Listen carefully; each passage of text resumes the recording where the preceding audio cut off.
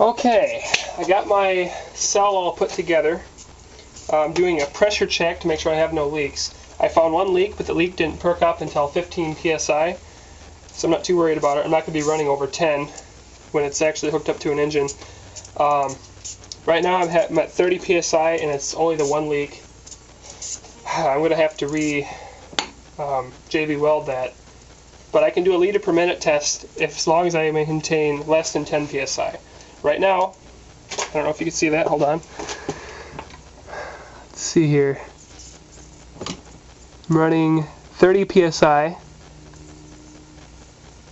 Yep, okay. I'm using leak detector right here to check for leaks. I'll take you for a little tour around my cell.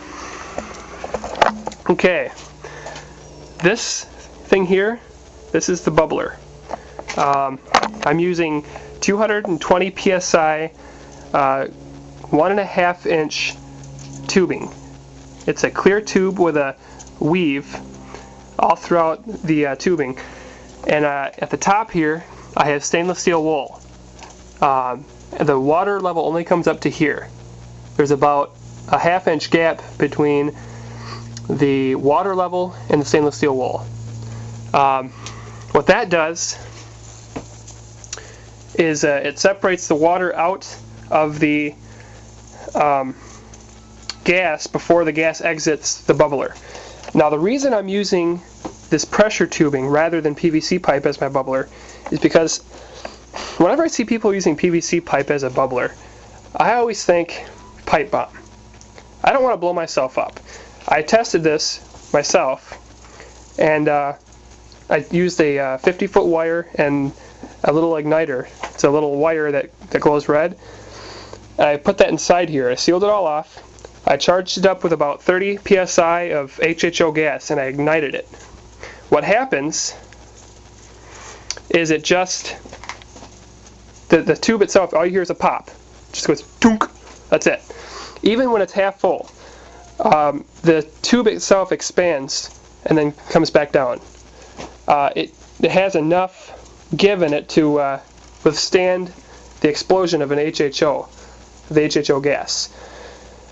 Even at 30 psi, it can handle it.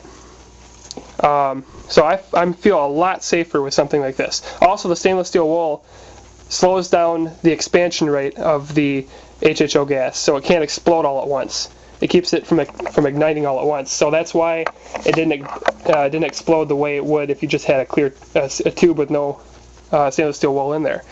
I feel a lot safer with this bubbler than I did with a PVC pipe bubbler, or God forbid a mason jar. God, jeez.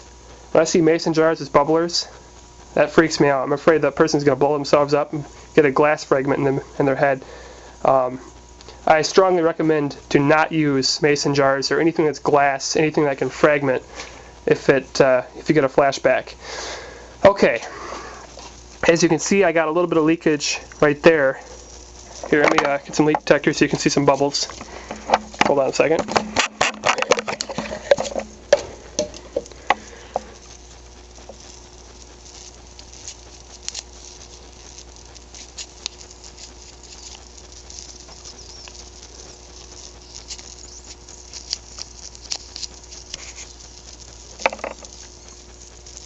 Okay, you can see that there's a leak.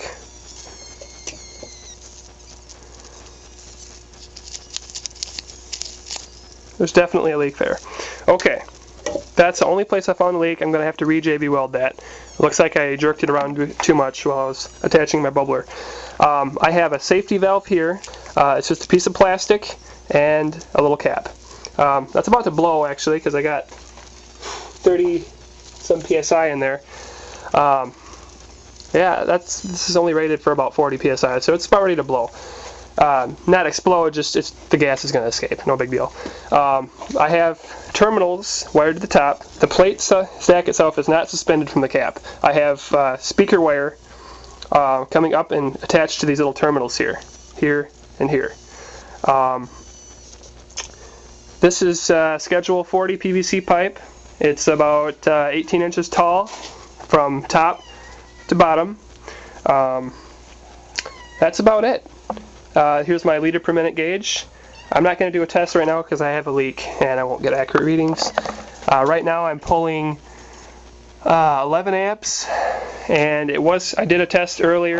Even with the leak, it was doing 3/4 of a liter per minute, 11 amps at 12 volts. Here's my DC power supply.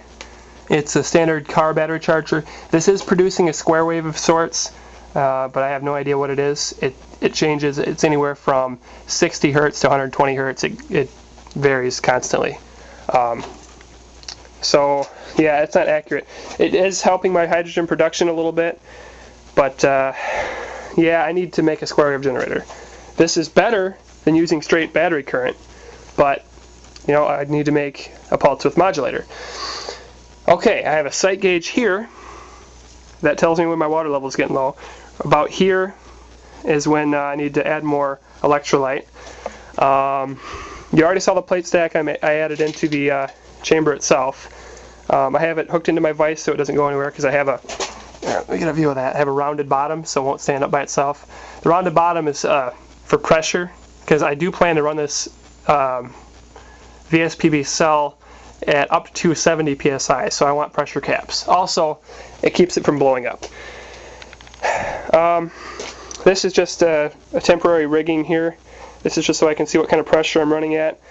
I have my pressure tube here. This tube here is capable of withstanding 220 psi.